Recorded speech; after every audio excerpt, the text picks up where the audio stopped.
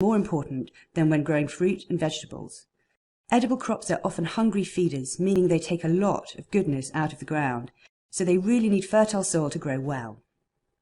So how do you get your soil into good shape?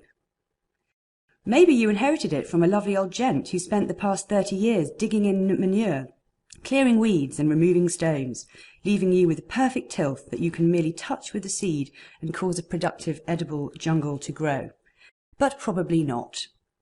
Chances are your allotment is waist-high in weeds and your garden a rectangle of boggy lawn flanked by limping shrubs, badly drained soil and a healthy army of weeds. Here's mine before I started work on it. And here's what it looks like now. Raspberries, fruit trees, grapes and a whole lot more packed into a tiny city space. But before you start digging, you'd better choose where to grow your crops.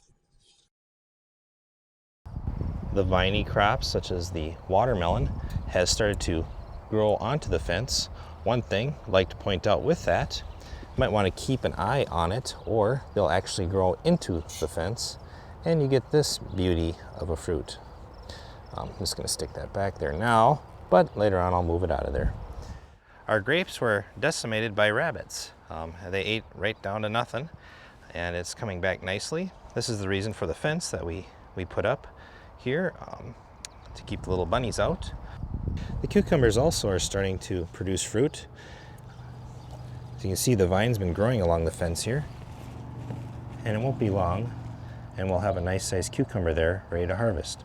Still producing plenty of flowers, and there are some littler cucumbers here also that will be producing a nice sized fruit later on.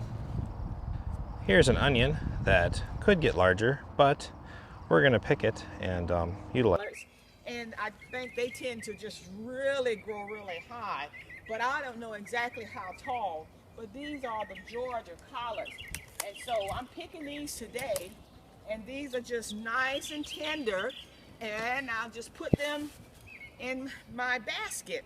So I have now picked my collard greens for today, but I want to show you here in the garden. We have recently planted, my husband planted on an earlier video, potatoes, new potatoes, and you can see them starting to come up, the new potatoes, and so they're starting to come